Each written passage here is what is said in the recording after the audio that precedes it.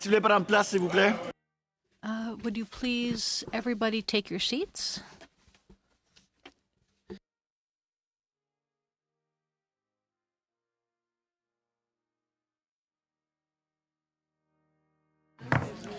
Conformément à l'article 108.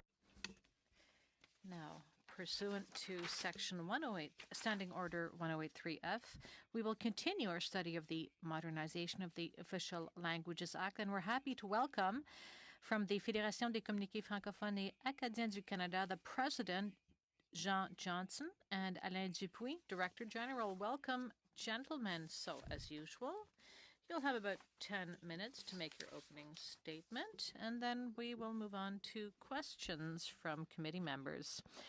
So, Mr. Johnson, you have the floor. Thank you very much, Mr. Chairman. Thank you, ladies and gentlemen, members of the committee. Thank you so much for having invited us before your committee today.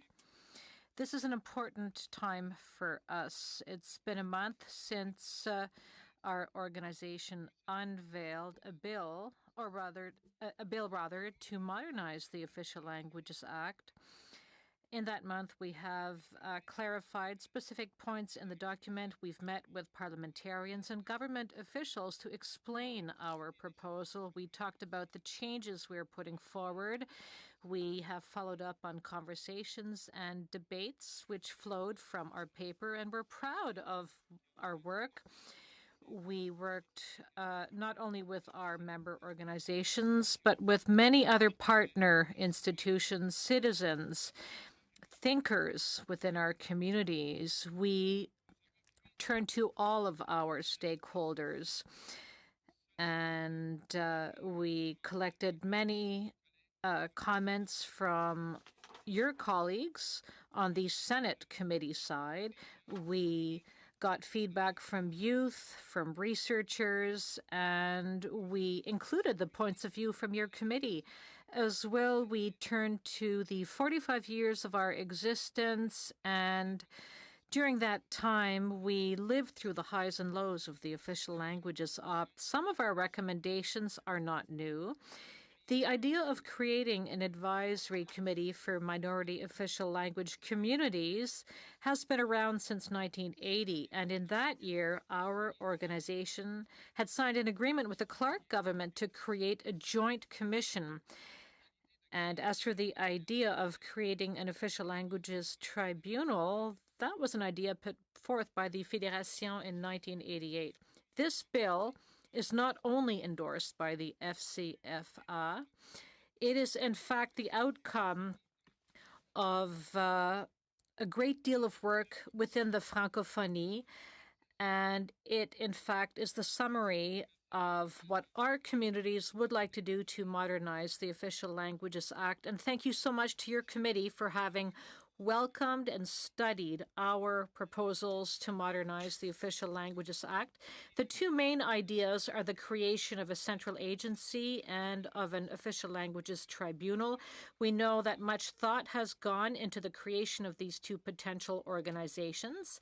I would like to use the time available to me today to speak to an issue which has not received as much discussion or thought, namely Part 7, and the obligation to take positive measures. You probably are aware of the saga which the National Music Industry Alliance went through following a complaint to the Official Languages Commissioner in 2013. The complaint had to do with the fact that the CRTC was accused of violating its obligations under Part 7, and the issue involved Sirius XM. After 5 years, which in itself was an unreasonable delay, the commissioner ruled in favor of the alliance and judged that the CRTC had not lived up to its obligations under Part 7. But then a year later, there was a shocking development. The Official Languages Commissioner reversed his original decision, judging that the complaint of the Alliance was unfounded. What happened between these two reports? Well, a decision by the federal court threw into question a decade and a half of interpretations with regard to the obligation of federal institutions to take positive measures to support our communities. And following that judgment, the Commissioner decided to change the way it investigated complaints made under Part 7. In fact, it is now very difficult to determine that a complaint under Part 7 is valid. Regardless of the decision of the Commissioner, the result is the same. The federal court opened a gaping hole with regard to Part 7 of the Official Languages Act. Our proposal would close that gap. The federal court did not specify what type of positive measures the federal government should take, and we are proposing a more clear definition of what positive measures should be. For us, they must be necessary. As well, Section 43 in our proposal further defines the obligation which federal institutions must take in terms of positive measures. And they would apply more specifically to departments who work directly with minority language communities. We're talking about the Departments of Heritage, Employment and Social Development Canada, Immigration and Refugees, and Citizenship and Statistics Canada. The new Part 7, which we are proposing, would codify the obligation of federal institutions to consult with minority official language communities. The new Part 7 would define what effective consultations are. The new Part 7 would differentiate between simple information sessions, which we have often been called to, and specific measures. And lastly, our new Part 7 would create a National Advisory Council on Minority Official Languages Communities. Our idea deserves further consideration. The Official Languages Act of 1988 recognizes the responsibility of the government to act to further the development of minority official languages communities, but the Act does not say anything on how these communities should take part in the process themselves. After all, we're talking about the development of these communities, and up until now, the Act has not formally recognized a formal partnership between the federal government and official language minority communities.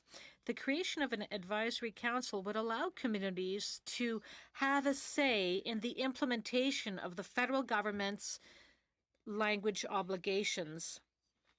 The council would allow the communities to participate in the development of a 5-year plan on official languages and would allow communities to take part in the 10-year review of the law.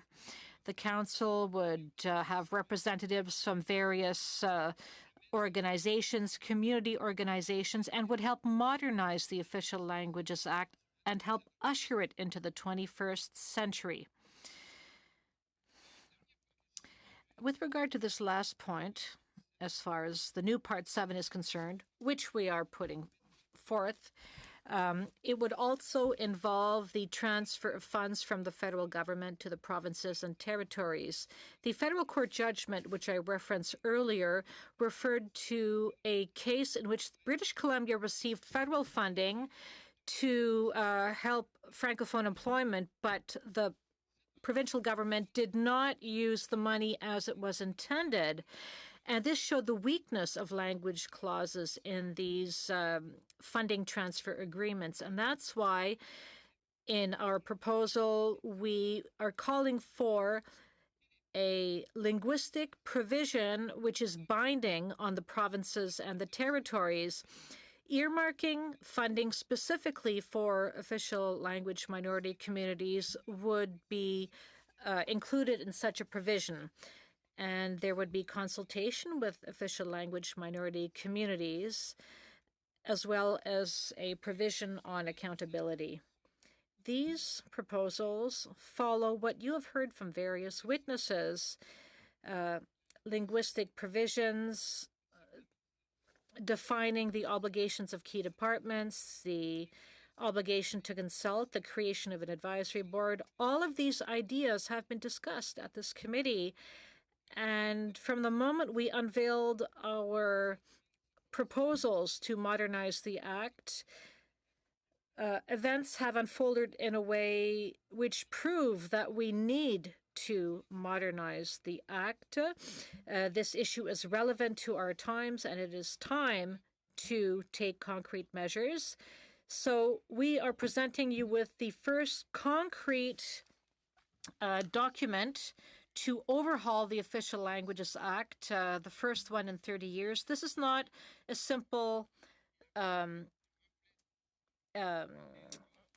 Centaines de groupes. This is not a simple brief to the committee. It is a comprehensive set of ideas which our communities and stakeholders have worked on. We respectfully submit this document to you, and we hope that you include it in your report to Parliament. Thank you very much. Thank you so much, Mr. Johnson. We'll now immediately move to questions with Alupa Clark. Thank you very much to our witnesses. It's always an honor to hear from you, to see you before the committee. And since you represent so many communities, and as you say, the document you're presenting is the fruit of a great amount of work you've done. I don't have a lot of time. I have 8 questions, and I would ask you to answer them, if possible, by yes or no, without going too much into details. So, page 32 of the document, section 41.3, the reporting obligations. Are you referring to Statistics Canada? Yes. So basically you are asking for the Act to require that Statistics Canada collect information, collect data. Yes, that's what we're asking for, because right now, if a department, as it now stands, a department is not forced to provide language data. Next question. I'm not sure I understand. On page 32, you're asking for a requirement. 41.5, rather, you're including a requirement. I'm not sure if this requirement would apply physically to an institution or to the individuals. If the federal government rents a building in a community, we wish that the local Francophone community be consulted to ensure that they can rent space in that building. And if the federal government decides to end a rental agreement, that the Francophone community has the option to take over the rental agreement. Next, 41.3c. This is not a yes or no question. You're talking about encouraging provinces to work towards linguistic equality. How would they achieve that? That's my question to you. How would you get a province or a territory to work towards linguistic equality? If I refer to what I said in my opening statement, I think it's important to have provisions in the Act in which there would be accountability for the transfer of funding from the federal to provincial governments. If we cannot have a discussion with the provincial and territorial governments on how money is spent, well, you say encourage, but we're talking about more than encouraging. Generally speaking, as it now stands, some provinces and territories have laws on providing French services. In others, it's more voluntary. In BC, there's no obligation, so we would call on the federal government to force the provinces and territories to direct their funding towards minority Francophone communities. We know that the federal government is responsible for official languages, and so we have to make sure that at the provincial level, bilingualism is being promoted. Well, if I may, 43.1.1, page 35. Is the objective of the provision you are proposing, is it to increase the number of rights holders in 4311? Do you want to grow the pool of rights holders?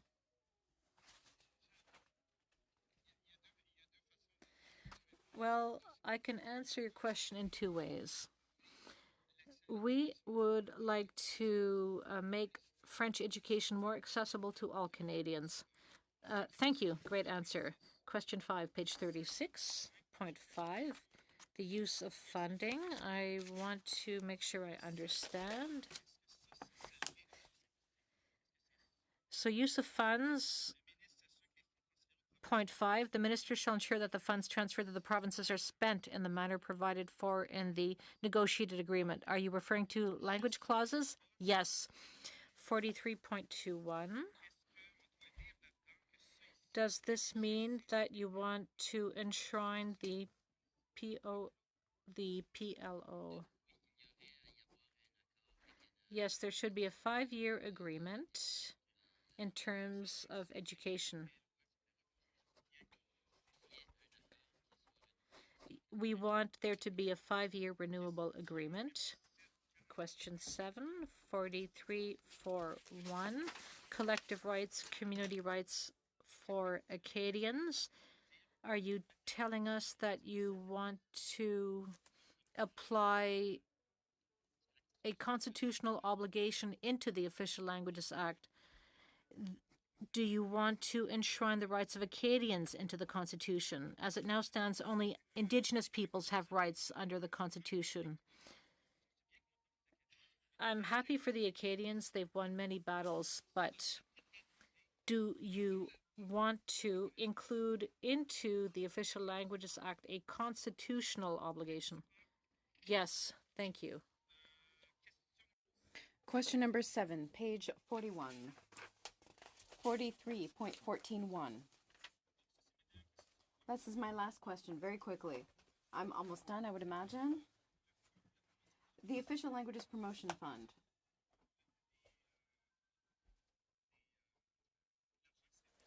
The money that would be paid to the courts as a consequence would go there? Yes. Perfect. How would the money be spent, however? That's what's not clear. The minister seems to have discretion. She could spend it where she wants to? That's what I don't understand.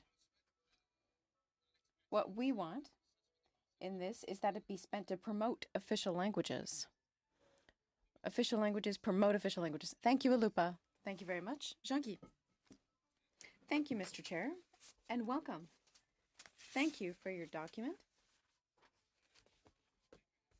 As a general rule, the crux of the issue is money.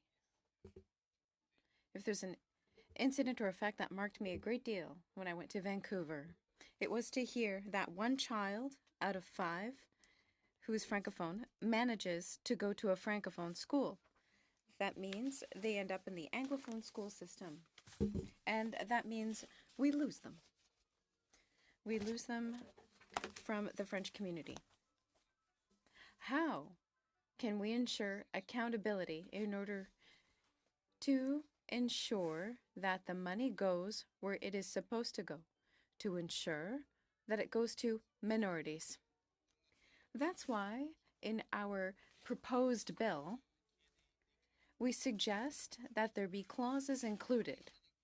We want to force governments to be accountable and to be accountable in their use of financial resources. When we say that it's very expensive, we have to be careful. What we want to do is better funnel resources to its intended use. We want to be able to follow those resources to ensure that they are used, that they are well used. But with school boards, they're saying that they weren't even consulted. Can we imagine that there's a big step to take before we ensure accountability and that this money doesn't go into the province's general fund to ensure that it's earmarked for minority institutions? Yes, indeed. We specify in the bill that school boards and communities must be consulted. When funds transferred to the province, when there is a transfer of funds to the province, there has to be an action plan. And there are certain votes that this is allocated to. The change to the initial intention when the agreement was signed, the communities and the school boards must be consulted about that change. That's why we've added this aspect of consultation to the bill. In principle, they should be consulted. We agree that in principle is one thing, but the reality is another. We heard from school boards when we went to visit them in the West. Yes, they should be included in the agreements. Earlier, you mentioned promoting bilingualism. When I look at the law, and when Mr. Benoit Pelletier appeared before us, he said that in the law we speak of 2 official languages, but very little of bilingualism. I'm wondering if this is an aspect that perhaps we should be put in an act that would focus more on promotion. If we focus on bilingualism, we ensure a critical mass to make sure that minorities can survive. What do you think of that idea? That it be further outlined in the law. If we rest upon the notion of 2 official languages in Canada, the result will be Canadian bilingualism. That's what we need. We need tools that force governments to act responsibly regarding the fundamental values of our country. This notion of a bilingual country or linguistic duality is what we need, and we need this law to get there. But to go further, let's talk about immersion schools where there are waiting lists just about everywhere. I'm wondering if in the Act we talk about official languages, and instead if there should not also be this aspect of promoting bilingualism.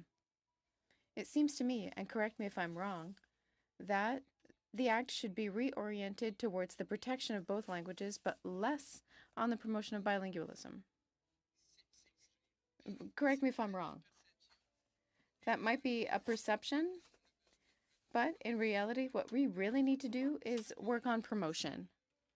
This morning, we participated in a breakfast with Canadian Parents for French, and they were talking about how important promotion is. And we support that principle. And we want to mobilize ourselves in promoting the official languages of our country. Thank you, Mr. Chair. Thank you very much. François Choquette. Thank you, Mr. Chair.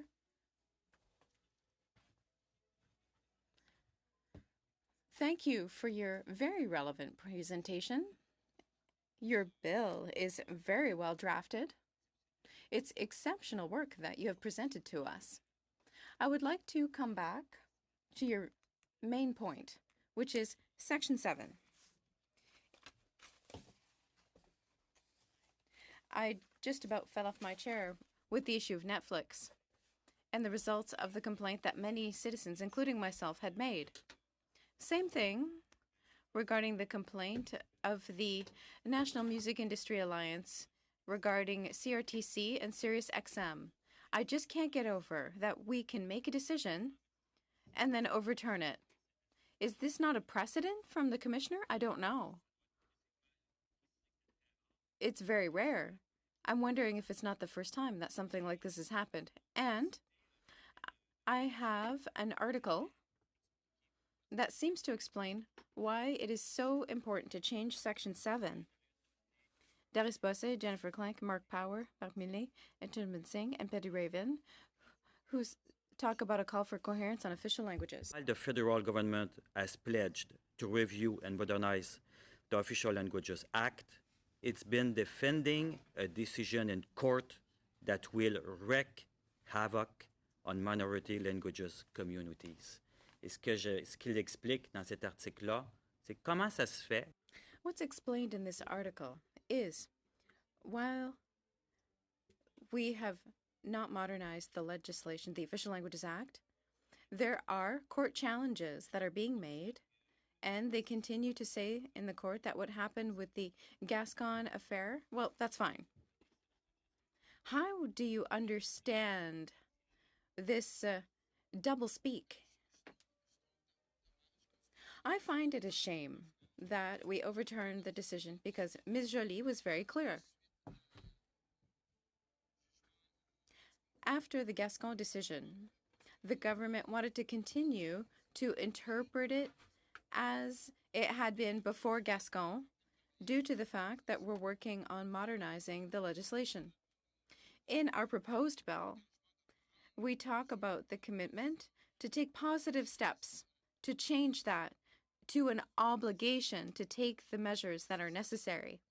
And that's important. The interpretation of Mr. Gascon changed. In that respect,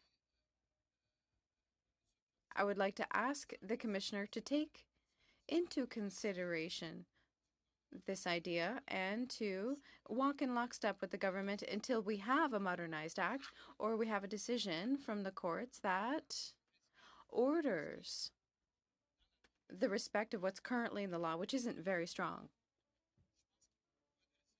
I think we really need to rectify this situation.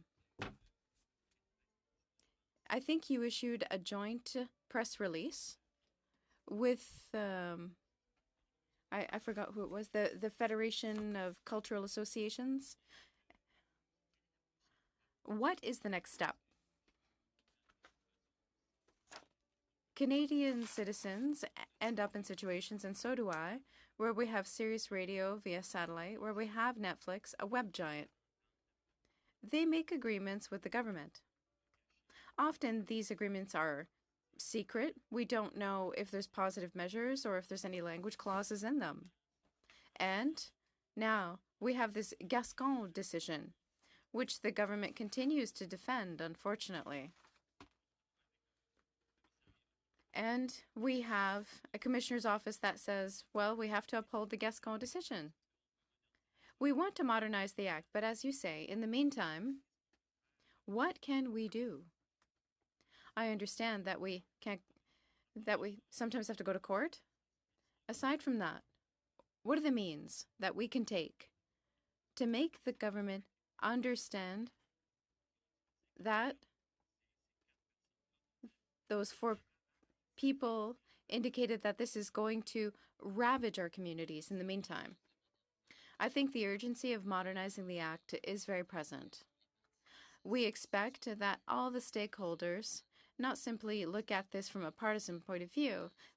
Modernizing the Act goes beyond that. I think we need to raise the matter with the Commissioner to see if he would be willing to change his interpretation based on modernization of the Act. The bill that we proposed today clarifies this.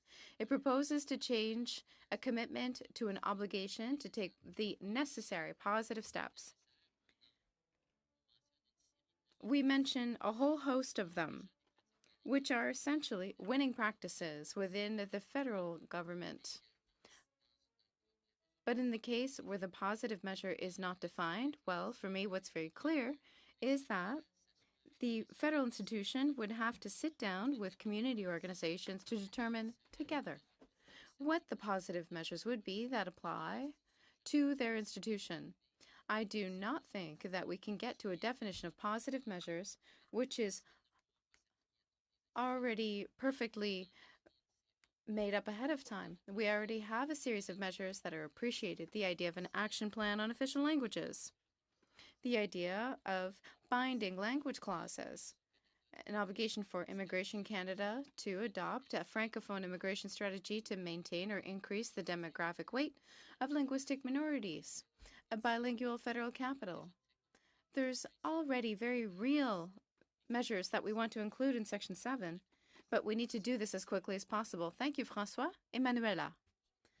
Yes, hello. Thank you for coming today to share this with us. I have 2 questions. The first is, you said that we should work with provinces. Bilingualism, mais aussi on voit que les provinces prennent des décisions. To promote bilingualism, but we also see that provinces can make decisions that change the lives of minority communities. What do you think our minister or our government can do to work with provinces and convince them to make changes on that level? Well, that's a big ask you have there. And it's also a big ask that we have. I think a partnership needs to be established between Francophone communities and the federal government to launch a dialogue with our provinces. We need to bring forward arguments to the table to convince them. We have to talk about economic strategy, the value of the French language as an economic vector or an economic driver. We have to convince them to be at the table and to really commit to a Canadian vision. I say that because I come from the West. The notion of economic motivation, that's the language everybody is speaking out there. We need to speak their language when we talk about official languages. Thank you very much. Evidently, binding language clauses, well, there's already been language clauses in transfer agreements to the provinces, whether it be in early childhood. It was clarified and it forces each province to set aside a certain amount for early child education in French. That is a winning practice. That is an incentive. For me, however, the modernization of the Official Languages Act is such that now that it's 50 years old, we've seen that bilingualism has been called into question over the last few months. We can't just have the federal government developing our rights because our community's development depends on provinces and territories' social services, cultural and health services. We need to have those conversations and see how the Official Languages Act can also move the conversation forward with the provinces. And I think that if we do not resolve this challenge, I'm not saying that provincial and territorial administrations or jurisdictions can't be respected. It's simply that we need to include them in the conversation. There's an aspect of uniformity that we need to keep in mind. The provinces have immersion programs and Francophone education programs, and they need to remain standard. Those agreements need to be accepted by the provinces. And finally, you say that you're not dividing the role of commissioner into two positions. You prefer to keep that with one person. How do you want to redefine their role to give them more teeth and make them more effective? Well, in fact, we would separate the role of watchdog and the role of champion. What we're saying is that the commissioner must maintain their role of investigator, champion, promoter of official languages. We propose an administrative tribunal in order to deal with all of the coercive aspects of the law. OK, merci. C'est correct. Merci. Merci beaucoup, Manuela. Thank you. Thank you, Manuela. Pierre and I have a chart that sets out the process of a complaint to administrative tribunal and to the commissioner's office. I would invite you to take a look at that tool. First of all, thank you. Thank you to the FCFA and to all the members from coast to coast who are part of it. This document will be part of the many key documents that we are going to use to modernize our legislation. Thank you very much. This is extraordinary work, extraordinary legal work. You said that you received some excellent questions. In a more general sense, I would like to focus on the language clause, 41.2, paragraph 1, page 32. I agree with the federal government that the transfer funds include binding language clauses. Have your legal experts given you some ideas for solutions to not end up lost in the matter of jurisdictions between the federal government and the provinces? How can we reach this goal? The federal government already includes binding clauses in many transfer agreements. In health, this already exists. Why not use it for official languages? It's accepted by the provinces. They've all signed the health protocol. It's a tool that we already use. So yes, according to our legal experts, it is entirely justifiable. I'm sure that, yes, it is justifiable, but have any of your experts told you that you need a favorable context to not run headfirst into resistance from the provinces and territories? I think we need to maintain a dialogue about uniformity in the provinces and territories, because there's a natural conflict between the notion of provincial jurisdiction and federal jurisdiction, but the provinces often forget that they have jurisdiction and responsibilities regarding their francophone communities. And this has a direct link to the education system, to the school system. If we want to remain uniform, all of the files in which there would be a binding clause regarding languages in those agreements is a benefit to our communities. Without those things, I understand that, but my question is about how, because education, we already have some ideas about that, or infrastructure or anything else. I understand the logic and I support it. But how do we compare a request like this one for a binding language clause, saying that the provinces and territories will accept it, because the provinces have no obligation to accept that other than education, unless I am mistaken? So my question is the time right to go ahead with that idea? And if it does lead to conflict between the provinces, territories, and the federal government, how would you deal with that? In other words, have you assessed the possibility that the provinces and territories will not be on board? Well, clearly there will be a certain reticence, but progress has been made elsewhere in other agreements. Early childhood education. There's been a lot of progress. We have included language clauses in agreements with the provinces, including in Alberta. This happened a few years ago. And as a result, the moment the agreement was accepted, a dialogue started between the community and the provincial ministry. So we can build on best practices. I'm sorry, I only have 7 minutes. 6 minutes, darn it. Next question. In 3 minutes, I would ask you if you could choose 4 measures at the very least. What would they be? What 4 measures would you like to see adopted? Tell us in 3 minutes. I know that this is complex. There are a lot of issues, but what is the minimum threshold you would advocate for? 1, the creation of a central agency to monitor implementation of the Official Languages Act, the right to participation and to consult minority language communities, the creation of an official languages administrative tribunal to force departments to act, and then to enshrine in the Act the Court Challenges Program. Our colleague will be leaving shortly, so I will share my time. In fact, I have a brief question of clarification. In your presentation, you say the Treasury Board would coordinate with the Secretary of State and with an official languages secretariat, but on page 46, it refers to a Minister of Official Languages. That already exists. I think that's a stronger role than a Secretary of State. I'm trying to understand the wording you are using in these 2 areas.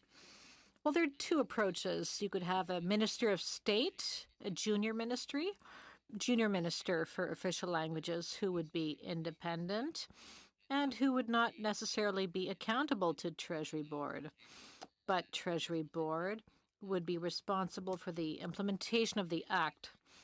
You understand that a Minister for Official Languages is stronger than a Secretary of State for Official Languages. Yes, I understand that. I'd like to say something here. Canada is a member of the International Francophonie. We're the 2nd most important player after France. And the former president of CIPAC appeared before the committee a little while ago, and she became the number 2 of the International Francophonie Organization. In the United States, I've been told that there are over 10 million French speakers. They're francophones or francophiles. So, since the government has decided to bring together the Canadian and international francophonie and official languages all under one umbrella, and I didn't see this in your document, do you think it would be a good idea to add a chapter in the Act to promote the Canadian francophonie and Canadian bilingualism? Should we promote this idea in Canada, in the US, and around the world? Should we show everyone that we have a bilingual system which works? What do you think of that? Well, we are a country which is bilingual. And if we promote that idea, we have to keep in mind that it's not necessarily the reality in the country today. We could put out there that this is something we aspire to. And I think it's good for business. It's good for cultural and social reasons. We have to put out there the fact that we are a successful bilingual country. We are a diverse country. We are an inclusive country. I think we have to be proud of who we are as a country. In Part 7, in our proposal, we've included the clarification of how Canada should promote its bilingualism abroad.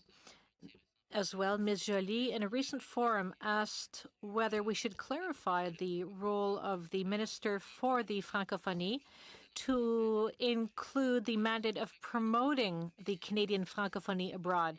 We don't have that in our brief, but we think it's a great idea. The Organisation Internationale of the Francophonie promotes democracy and other values.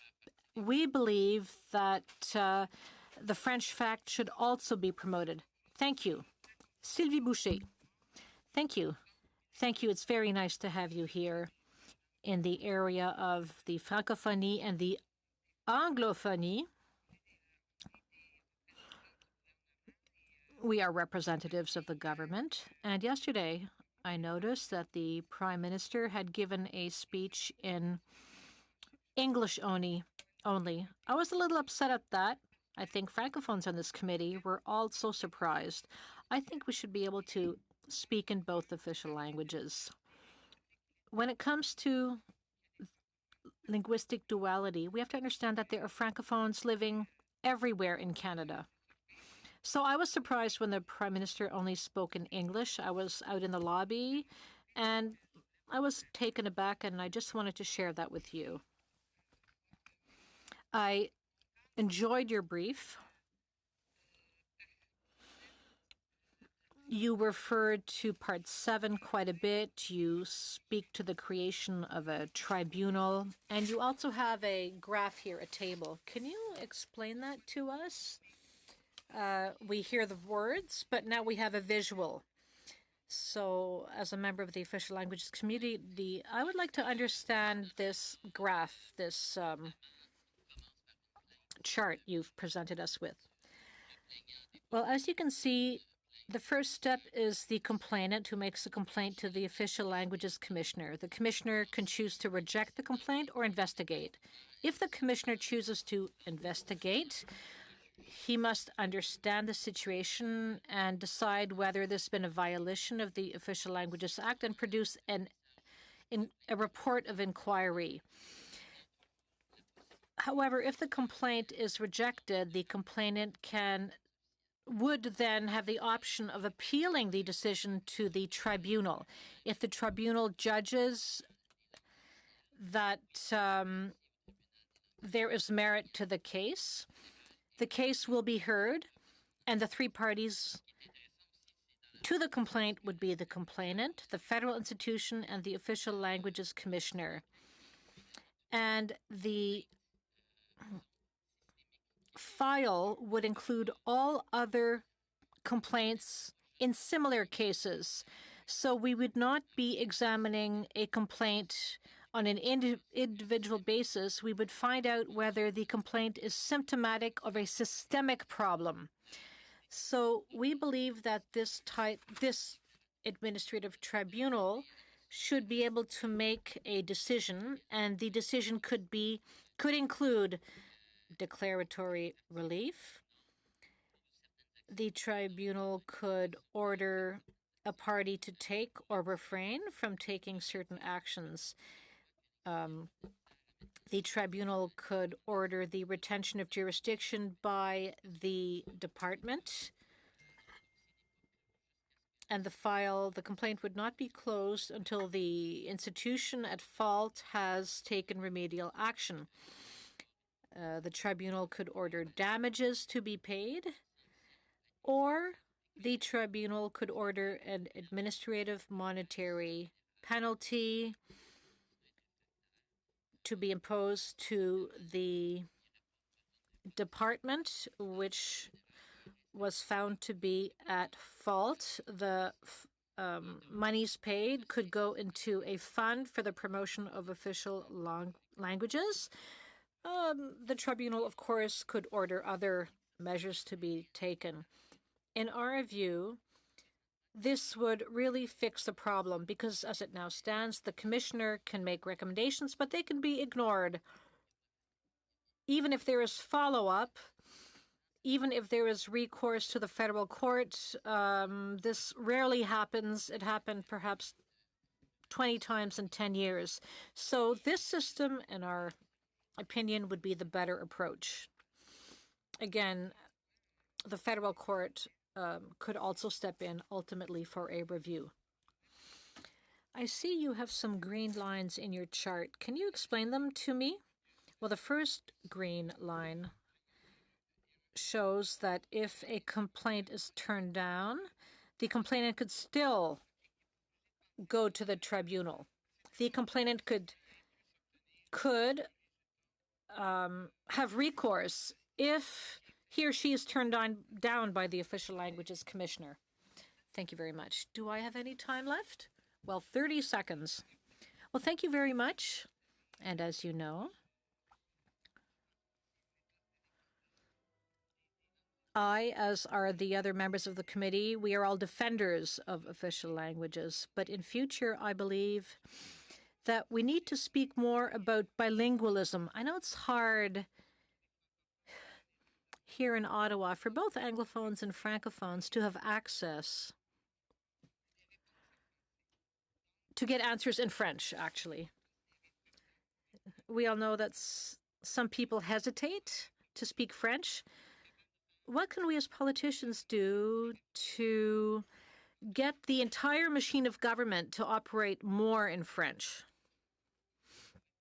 Would you have an answer to that question? Well, I believe that generally speaking, if we modernize the Official Languages Act as we suggested, we would strengthen the bilingual culture within government. And if departments don't actually live up to their language obligations, there would be consequences.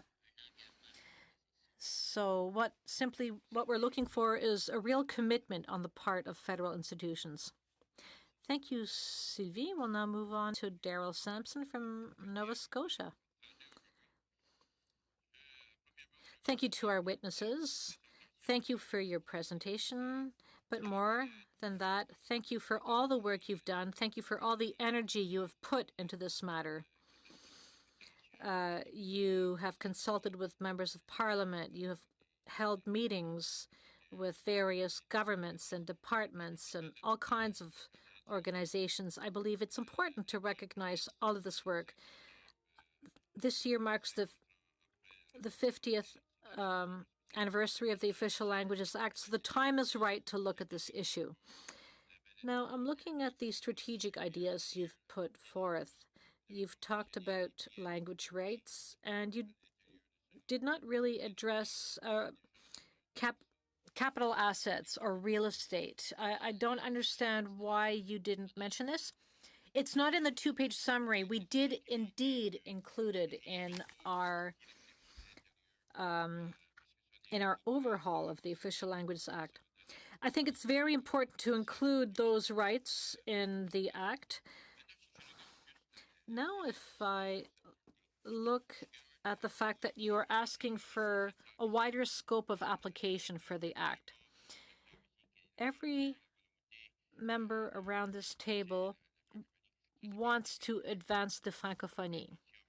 Not all governments share this vision, and we have to make a distinction between these two things. There are linguistic clauses, and our government has already shown it wants to advance language rights. There's been a Supreme Court judgment. Other courts have made decisions. But there are other parts to the Act. There is the court challenges program.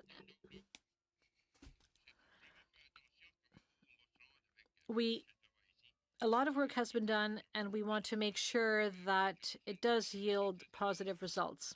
Mr. Johnson, everything you've said is very interesting, and you're absolutely right when you say that both Anglophones and Francophones, depending on where they live, either in Quebec or outside of Quebec, we have to get regions to understand that bilingualism is an asset. It's an economic asset, and of course, the economy is very important. So if we want to help develop our linguistic wealth, both of our official languages have to be living languages. There are so many markets around the world we can grow. Alberta is a province which has huge economic wealth, and linguistic advances can be made in Alberta. New Brunswick, Nova Scotia has an important tourism industry which can benefit from official languages. So our government has to focus on official languages, as do people on the ground. You also talked about consultations. Tell us more about these consultations. I think there's been a gap. We have to convince provinces and territories of the asset which bilingualism is, but there's been a lack of consultation. Can you tell us a little more about that? I think we need to understand why we have an Official Languages Act. It exists to protect official language minority communities. But we have to go beyond protecting these communities. We have to empower these communities to grow, to develop. We are at a time when the idea of Canadian bilingualism is meeting some resistance in some areas. It seems that our efforts have been stagnating. Why is this? Because we haven't given ourselves the tools to truly promote bilingualism. You talked about consultations. I believe it is extremely important to hold these consultations if we are to make progress in this area. We need to talk with civil society. We need to speak with our governments about the importance of the French language as a driver of economic development. We need to have conversations which focus on the fact that investing in French is not an expense, it's an investment with a return at the end of the day. I'm sorry, it seems that my time is going by faster than the time of other members. We will just give the witnesses another few minutes to answer. Mr. Johnson, we've heard from Canadian Parents for French. And you and I, we spoke before this meeting started, and you said that in your consultations, you paid attention to what the Senate Official Languages Committee did. Can you tell us more about the Senate Committee's work and how it informed your own work? The Senate received many briefs. It's not our job to meet with every minority community. That's the job of government. our consultations involved getting all of the briefs and getting all the testimony which was given before the Senate Official Languages Committee, and we used all of that information to inform our work. We also heard from many stakeholders and individuals, and we integrated their feedback into our document. You said a little earlier, and to follow up on what Daryl was saying, I'll be very honest with you. I haven't had time to read your entire document, but once the Official Languages Act is modernized, do you think it should be reviewed every 10 years? And if so, should there be a provision to that effect in the Act itself? Yes, absolutely. We believe that every 10 years the Act should be reviewed. What would that achieve? In the last 50 years, and especially in the last months and in the last year, it's been a tough time for Francophones in Canada. How would this 10-year review help Francophones in Canada? Well, I believe that reviewing the Act, first of all, brings it to the front burner. And we help people remember that we actually have official bilingualism in this country. It keeps the conversation about official bilingualism alive. 10 years? That's a long time. Society is constantly evolving. And in fact, we have to get out ahead of changes which take place in society. If we wait another 30 years before reviewing the Act, that's far too long. Well, thank you very much, Bernard, and thank you, Mr. Johnson, Mr. Dupuis, for appearing before our committee. I'm sure this will be of great use to us in preparing our report. Again, thank you for being here. It was very interesting, and we'll just suspend for a few moments before we hear from Minister Joly.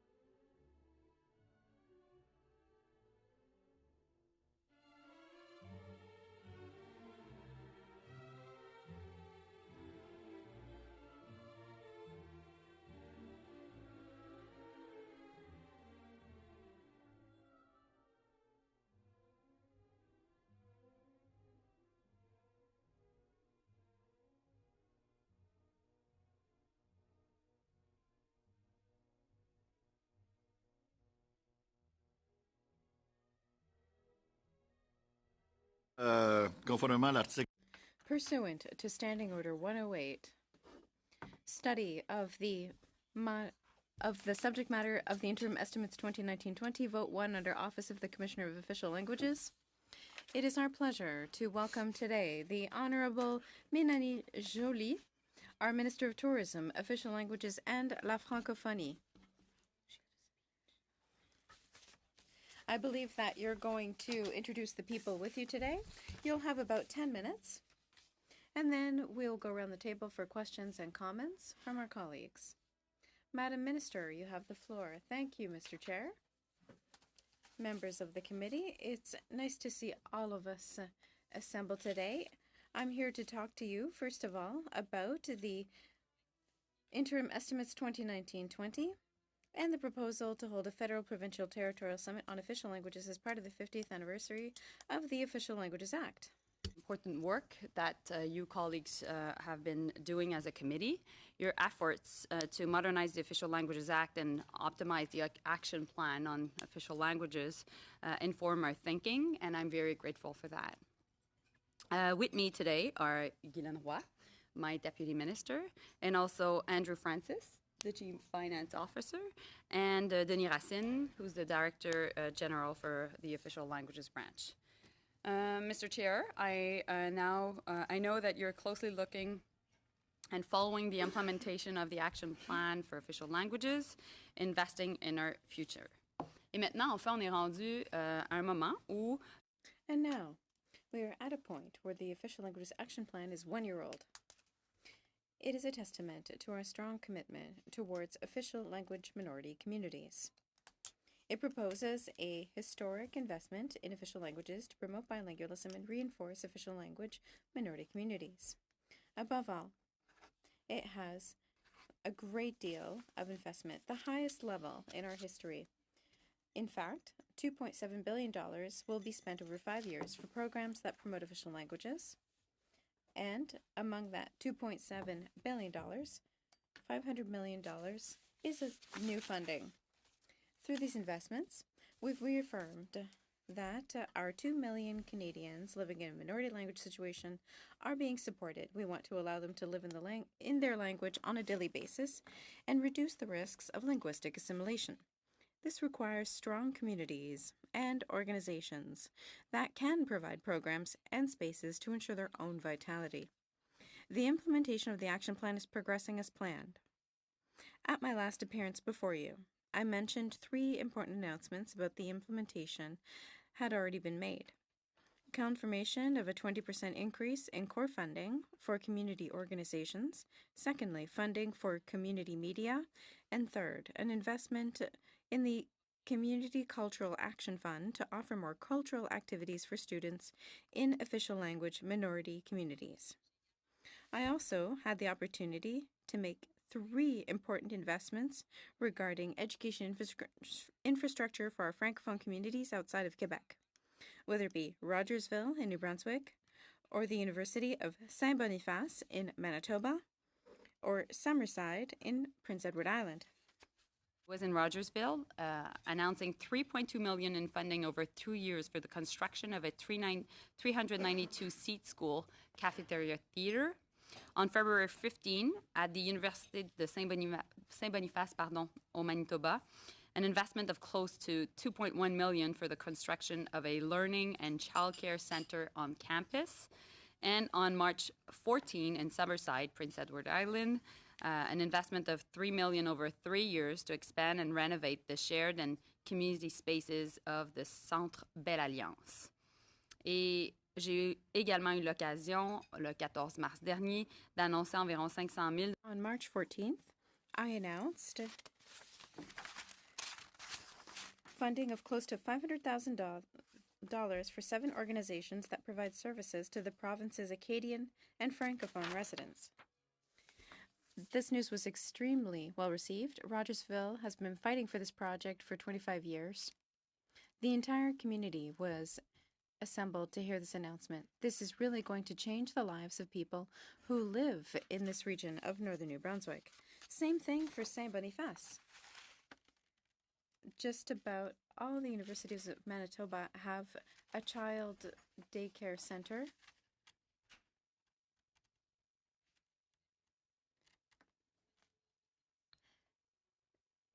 This institution was the only one not to have those facilities. Therefore, the community celebrated this announcement.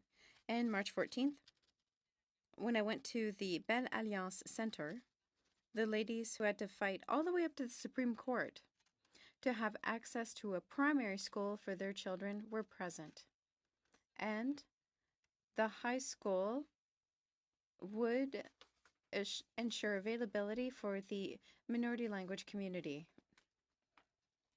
These are very real impacts on the community. Now, when it comes to substantial investments, these are reflected in financial authorities. Given that that's the subject I was asked to focus on, I will get into the meat of the financial matter. Canadian Heritage.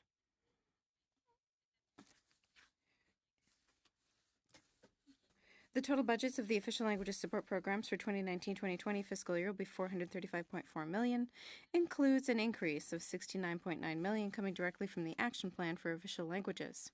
If we add the funding for other programs and departments participating in the action plan, we're looking at close to $500 million in new funding over 5 years.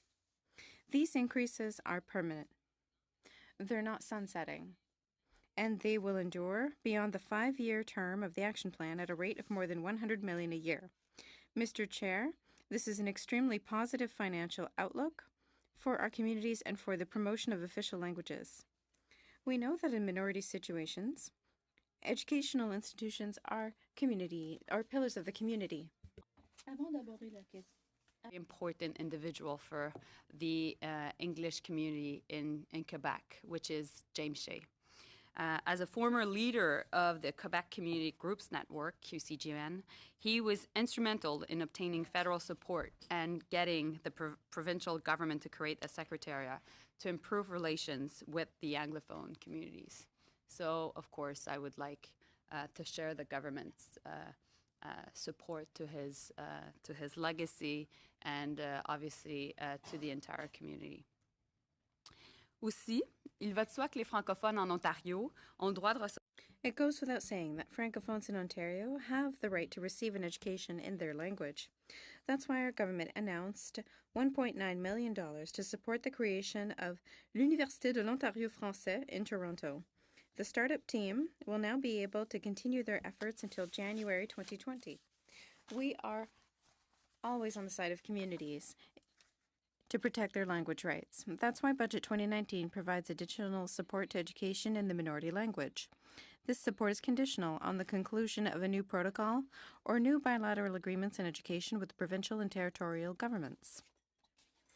I would also like to highlight that the House adopted a significant change to the Divorce Act that guarantees, for the first time in our history, the right to divorce in one's own language. Budget 2019 also allows additional funding for the implementation of this new legal component, $21.6 million.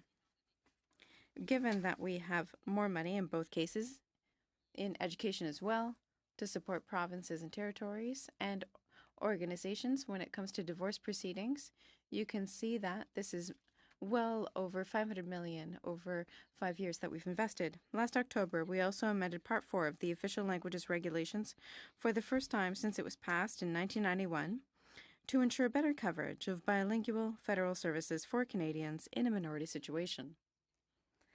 This is particularly relevant for Francophone communities living outside of Quebec.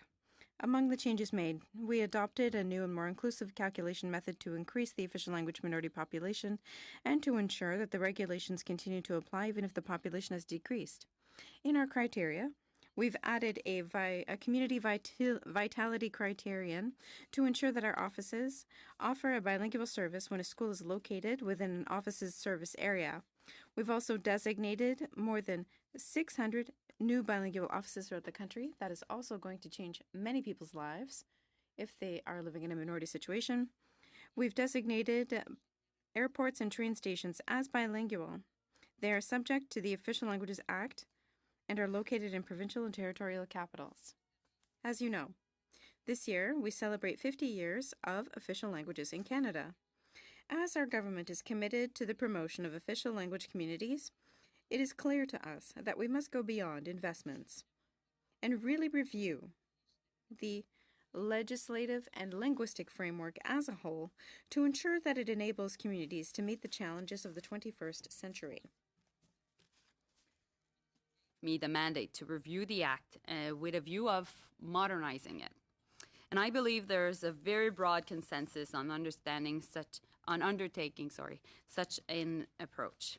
We want to strengthen the Act and extend its scope. That is why I initiated a national dialogue on the subject. We are meeting with Canadians through 5 forums and 12 roundtables. And so far, our exchanges have been very productive. We've had already 2 of the 5 forums, one in Moncton and another one in Ottawa.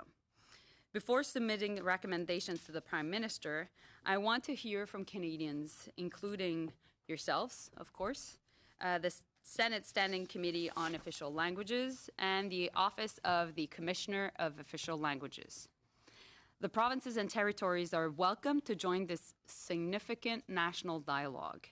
It will culminate in a national symposium on May 27 and 28, 2019, which will bring together representatives from communities, civil society, the federal government, the provincial and territorial governments. At the symposium, we will review the progress made over the last few years and discuss the issues and challenges we may face over the next 50 years. Donc, ce symposium-là sera une rare occasion de faire This is a rare opportunity to undertake a comprehensive review of Canada's language policy. I will have the opportunity during an upcoming federal, provincial, territorial meeting, the Ministerial Conference on the Canadian Francophonie, which will be held in Iqaluit on June 27th and 28th, to continue the discussion.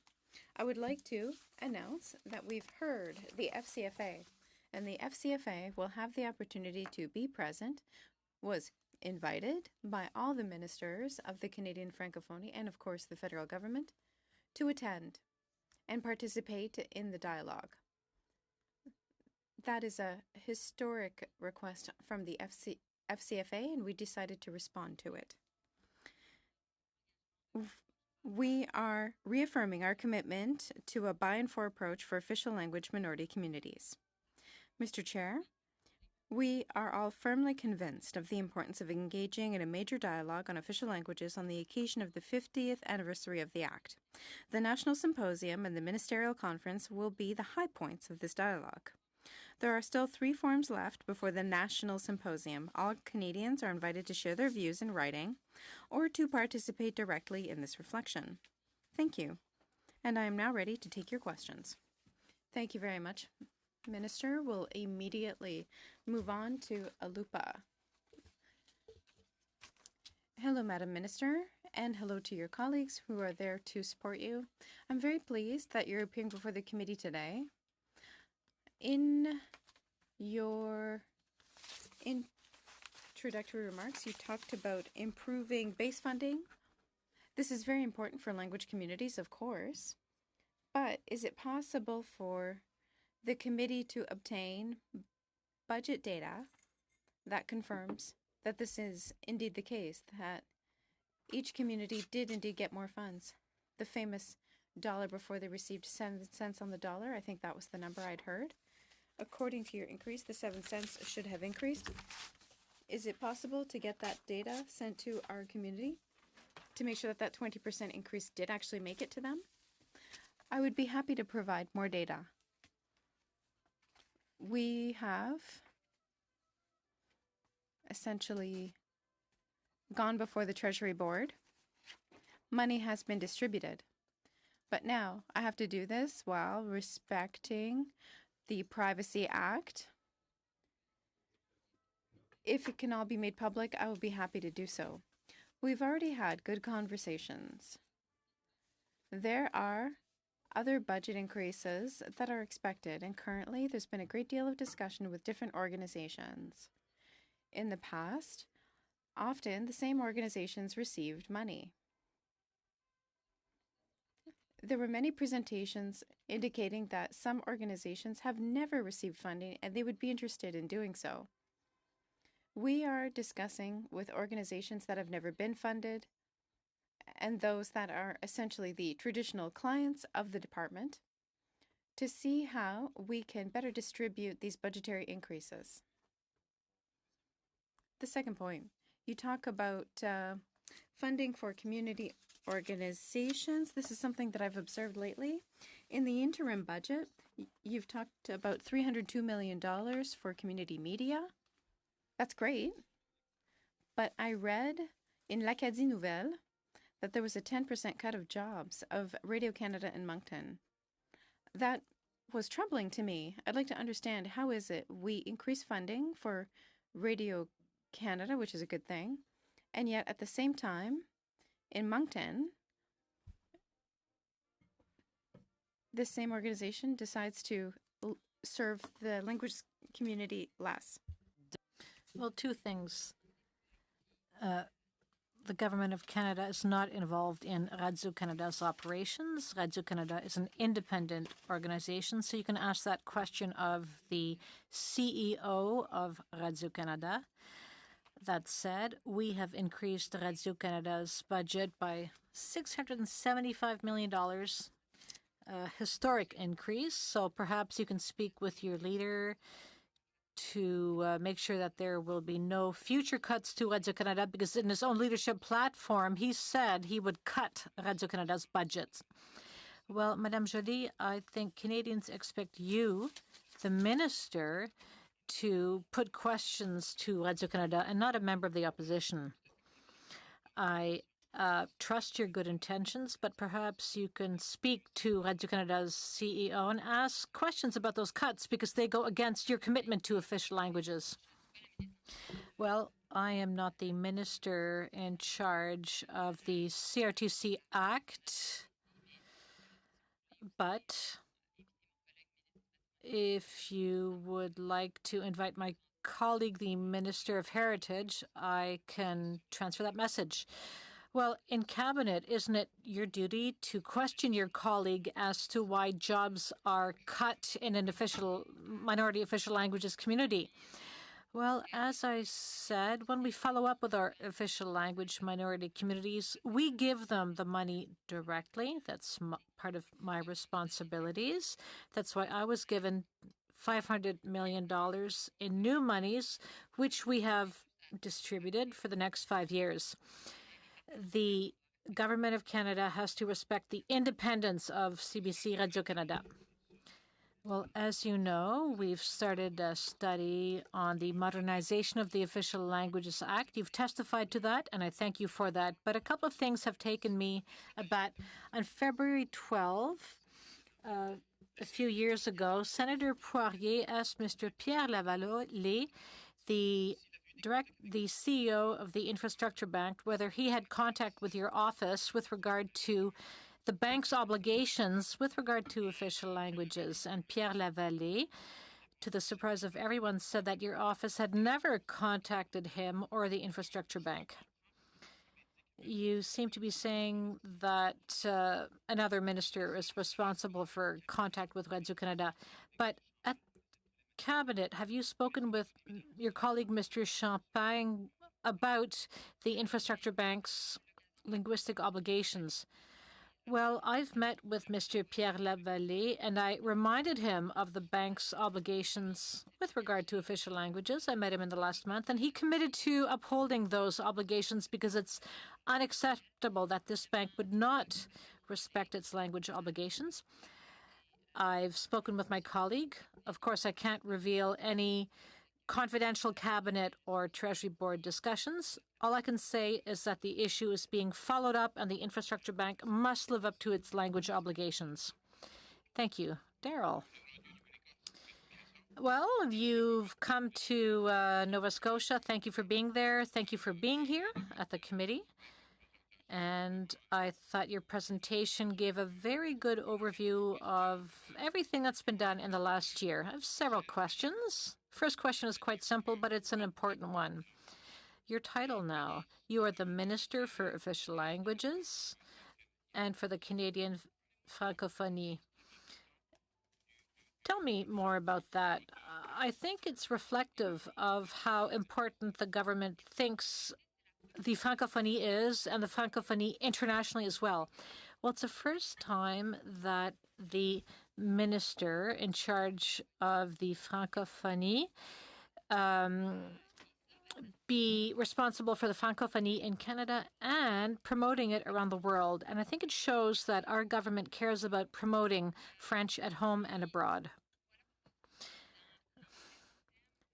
This is also why in our fora, we discuss many issues, and the next meeting will be in Sherbrooke on April 15th. There will be a discussion on official languages and Canada's place in the world. We will talk about how the Minister for the Francophonie can strengthen the role of Canada within the international francophonie, and how we can make sure that bilingualism and the protection of the French fact, how these two things should be part of Canadian diplomacy.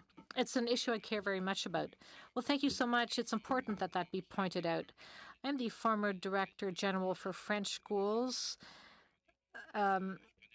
for Francophone organizations. I know the education sector. I know how important French is in the educational sector.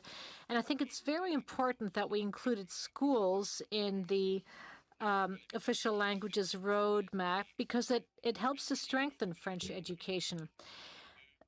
You've done great things in that regard. One, you signed a strategic agreement with school boards. And you've also launched a funding initiative for Francophone school boards throughout the country. Can you tell me a little more about that? Because it's important that people be aware of what you've achieved. Well, thank you, dear colleague. Several things.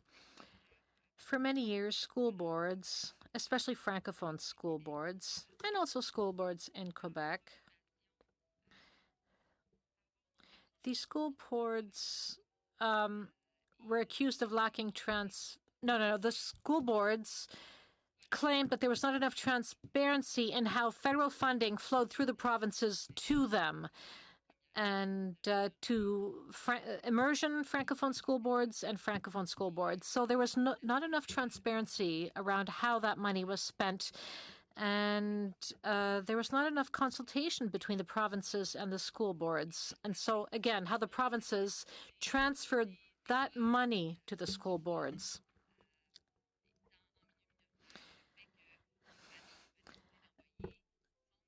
A family will decide which school their children will attend and whether their children will and can attend a French school.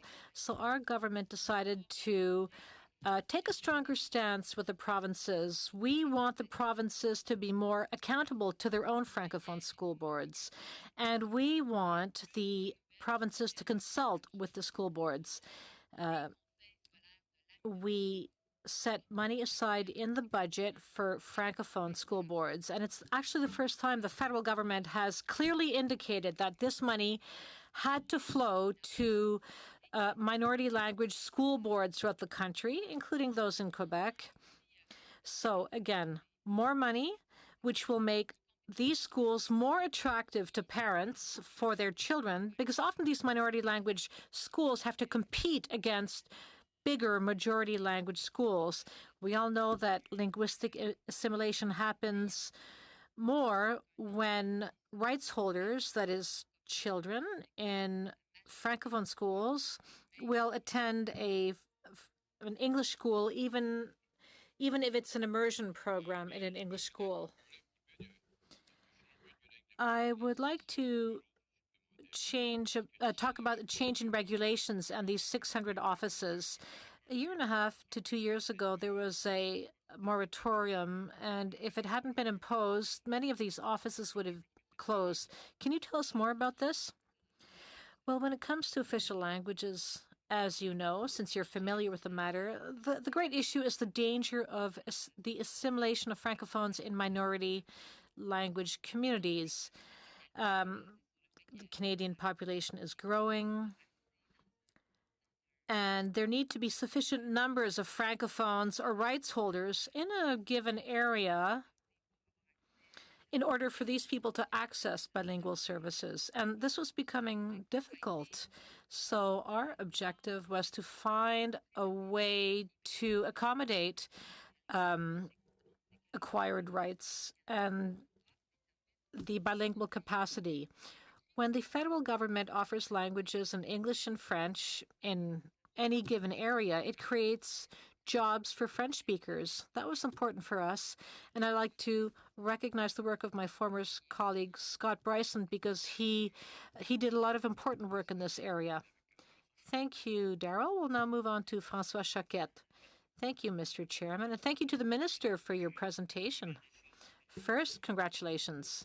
Congratulations for funding the work of groups who want to see the creation of a French university in Ontario. Now, with regard to that file, when was the last time you met with or spoke on the phone with a representative from the Government of Ontario? Well, we sent the Ontario government 2 letters. My team was in touch with Ms. Mulrooney's team. They were in touch several times, actually. And I also spoke with Diane Adam's team.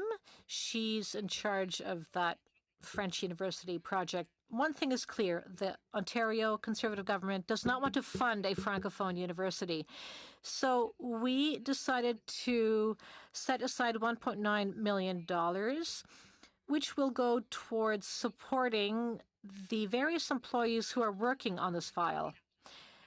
And we've also kept the money in the official languages plan, the infrastructure part for that university. So are things at a standstill in Ontario with regard to that file? Well, as it now stands, we've set aside enough money for the project to stay alive. I also spoke at great length with many members of the Francophone community in Ontario to find solutions and to pressure the Ontario government, because we would like Doug Ford's government to make a decision. And I even spoke with former premiers about that Francophone university. With regard to Part 4, congratulations on the moratorium you were able to get through Treasury Board. We know that the Société Franco-Manitobaine went after the federal government in the courts. Why did you not do the same thing with regard to the FCCP? Judge Gascon made a decision, and recently an article was published calling for consistency in the area of official languages. Many people asked to review and modernize the Official Languages Act. It's been defending a decision in court that will wreak havoc on minority languages community. Le fait que vous continuez là, avec votre position. The fact that you're maintaining your position, what these people are saying in this article, they're saying you are stating publicly that the Official Languages Commissioner and federal institutions respect the liberal definition, the wide definition of Part 7, but on the other hand, you're fighting that very position in the courts. Why don't you do the same thing with Part 7 as you did with Part 4? Well, I cannot speak to ongoing discussions with the Department of Justice. Our vision as a government is that positive measures must be interpreted liberally, widely. This is why I sent a letter to all of my colleagues, my fellow minister colleagues, asking them to adopt a wider definition of Part 7, that is, of positive measures they can take. However, much needs to be done to modernize the Official Languages Act. I've launched a conversation on the modernization of the Act. I want to hear from Canadians on what they believe positive measures are or should be. On April 23rd next, there will be a forum where this will be discussed. I also sent a letter calling on stakeholders to study this matter more closely. This is important to our government. Madam Minister, I don't have a lot of time. Thank you for your answer. However, in the meantime, as soon as a complaint is made under Part 7, the Commissioner rejects any such complaint. The National Music Industry Alliance had made a complaint. It was rejected. The same thing with Jetflix. I'm a complainant in the Netflix case. The Official Languages Commissioner has rejected any complaints. So there are serious problems in this field. And so I would ask your government to withdraw from the court case.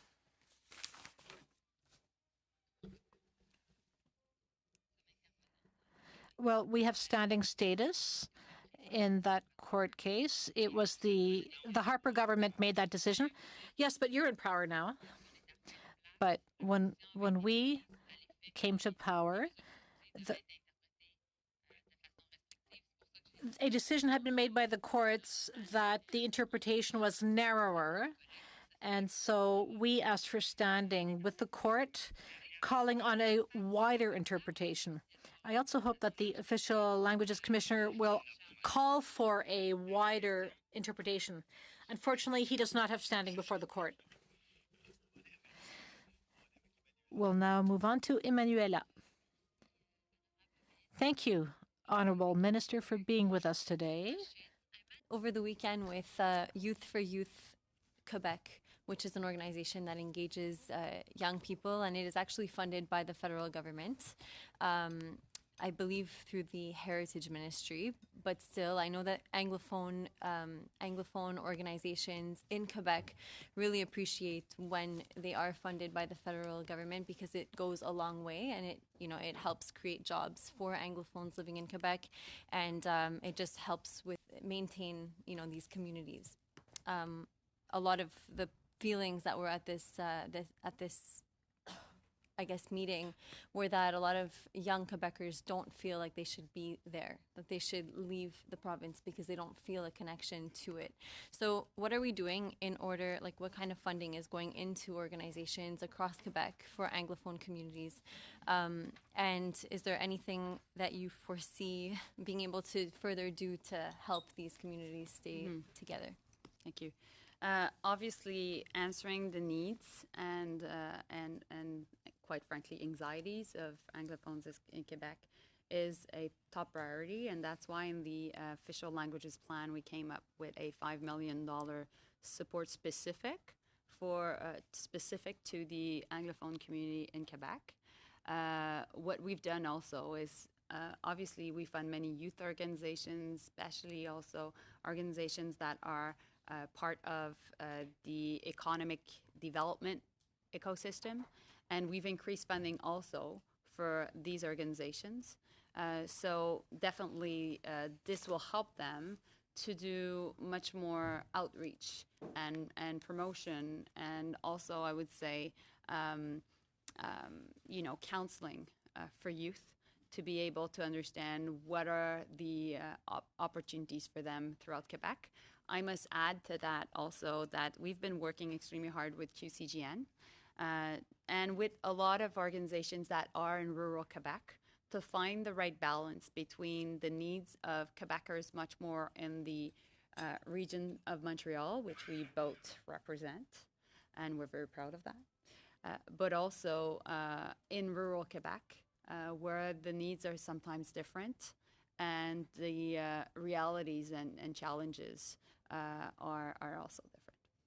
And within the federal service, we know that the percentage is not yet attained for how many Anglophones are working in certain areas compared to the population of Anglophones that are there. What are we going to be doing to make sure that we find a solution to this problem? Mm-hmm. Well, obviously, we made sure to make many commitments to our public service to increase capacity of our public service all across the board. That creates a lot of opportunities, including in Quebec, and that also makes sure that there is much more a need to have bilingual capacity all across Quebec also. So that is definitely good for the Anglophone community as well. Thank you. Et j'ai combien de temps qu'il me reste? 2 minutes, okay. Fine. I have how much time left? 2 minutes. That Quebecers, especially Anglophone Quebecers and others in Quebec feel at this point this insecurity living in the province, mainly because of decisions that are not taken by our government but by other governments.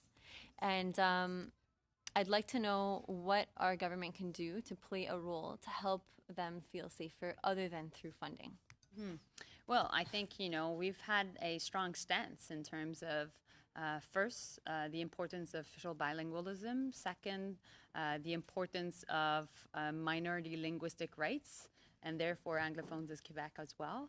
We have been clear that we would support the Charter of Human Rights, which is and freedoms, and which is obviously an ongoing commitment of our Liberal government, may be on linguistic rights, but also may be on religious freedoms and also equality.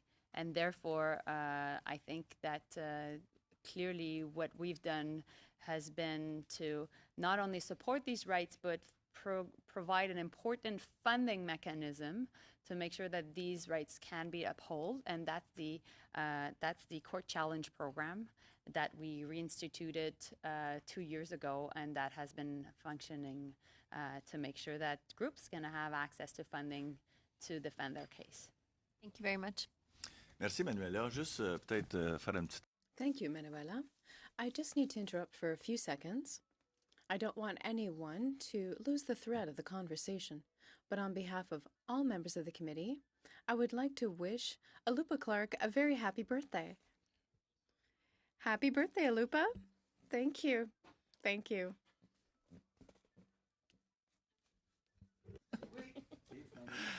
Bonne fête, Alupa. Merci bien, Monsieur le Président. OK. Et on continue avec René Arsenault. We're going to continue with René Arsenault. Good afternoon, Minister. It's always a pleasure to have you here with us. I don't want to mention the action plan. I think my other colleagues have done so with a great deal of precision. I represent New Brunswick, as you know. From the point of view of New Brunswick and Acadia, I can say we're pretty proud of this plan. There's no communities or associations that has complained about this action plan. We saw it almost as a lifeboat. Now, I'd like to go back to modernizing the Act.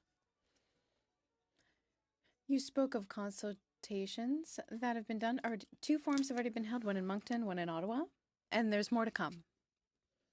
Am I mistaken if I say that there's also consultations via the web? Those have already started? Yes, all the large forums are available online. Every time we visit a location, whether it's Moncton, Ottawa, or the locations for the 3 others, everything's accessible online. We respond to questions from the public, those who are following us from their laptop at home or at work. We have a lot of testimony and documents. Many of us are starting to get an idea of what this modernized act could look like. But in the 2 forums that you have participated in, based on what you've been sent online on the subject, what seems to resonate the most? Well, a few things. I think as a Francophone, and all those of you who are here today, I would say that we have a responsibility to call upon and convince our Anglophone colleagues, our fellow allies, to take an interest in modernizing the Official Languages Act. That's one of the constant challenges. However, I think it's a challenge that we can raise to see that there is an interest among Anglophones to send their children to French language immersion schools. However, the 9 million Francophones in the country, 10 million Francophones and Francophiles, still need to go and try to find allies and sometimes challenge linguistic matters, as we have seen. Is that what you said in the first two forums? Well, that's what I heard. But what I also heard was the importance of talking about the powers of the commissioner, or the importance of the Court Challenges program, or knowing whether we could have language clauses, or if in the context of federal transfers to provinces and territories, if official languages obligations are being met. The discussion is ongoing. The importance of Radio Canada, that we heard a great deal about that. I think we've had some good conversations, and there's a great deal of interest. Yes, the first thing that you referred to was the presence of the majority community at these roundtable discussions or these forums. This week, I forget his name, Monsieur Jedwad. He was incredible, dynamic.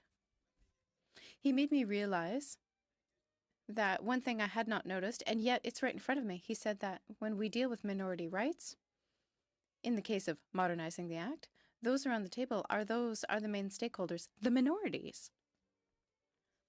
How do we ensure that for the next 3? Did you take the pulse of this majority in your Moncton Forum? Were there Anglophones there?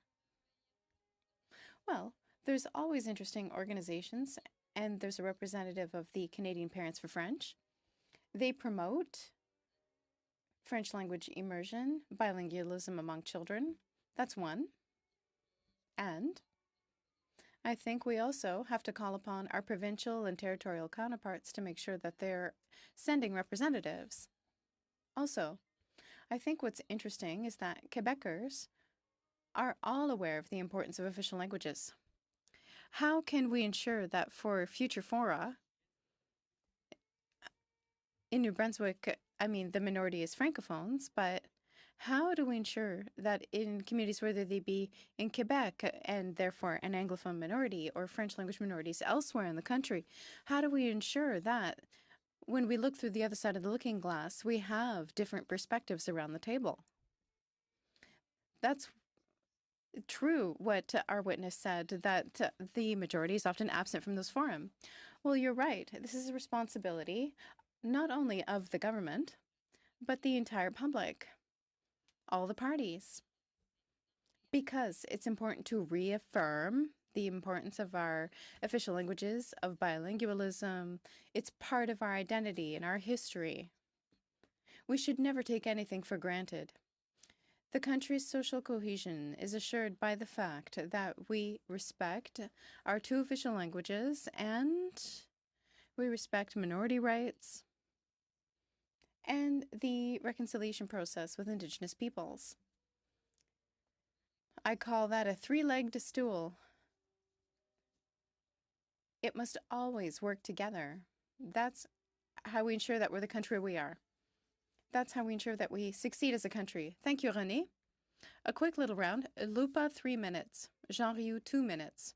And Sylvie Boucher, 2 minutes. No, I'll give my 2 minutes to Alupa. Okay, Alupa, we'll start with you for 3 minutes.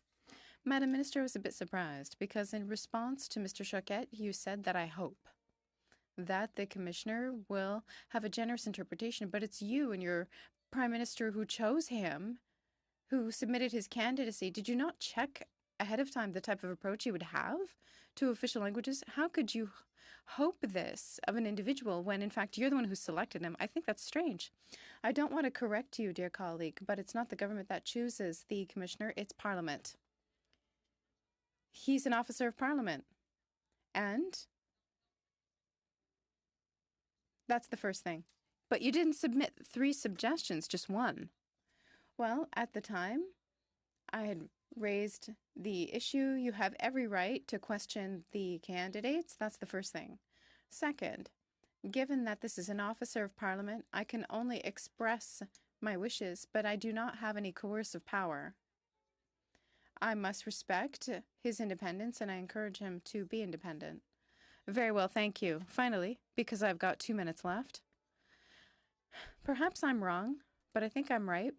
What I've heard the most often throughout Canada is that there's people who are pleased with the measures you've taken, but they find that you have a lack of leadership when it comes to ensuring that Section 4 of the law is ensured in all government agencies. The commissioner, I think it was Tuesday that he came and met us, he said in 80% of these recommendations, federal agencies follow the recommendations, but 20% of the cases, they do not, or they have trouble doing it. If it was 5%, I could understand. It would be almost by default, but 20% is a lot. How is it that the NEB published a report just in English, the Infrastructure Bank, websites for public works, for calls for tender, are full of mistakes in French? How is it that there's 20% of federal agencies that are unable to implement recommendations, and we expect you to not be angry with this, but that you simply act? I have to say that the people we met throughout the country are happy with our investments, because after 10 years of the Harper government, we were able to resolve a lot of anxiety present on the ground, especially regarding official languages and their importance. It is sure that the lacks you are referring to are frustrating and unacceptable. And not only will I criticize them, I want to ensure that they are rectified. And in every case, agencies have committed to fixing them. But this is part of a broader conversation. How can we strengthen powers for official languages? That's why the modernization of the Official Languages Act is important. Because we need to raise the question. Do we need to change the Commissioner's powers? Should we have institutions that represent official languages? It's a matter of political will. It is the place that you have in Cabinet. Do you express these things at Cabinet? Do you put your colleagues back in their place when it comes to these gaps? 20% is unacceptable. 5% would be by default, but 20% there is clearly an issue. People are happy for the most part with the investments you're making. They're in continuity with the story of all the action plans that we've had over the last 20 years. But what I'm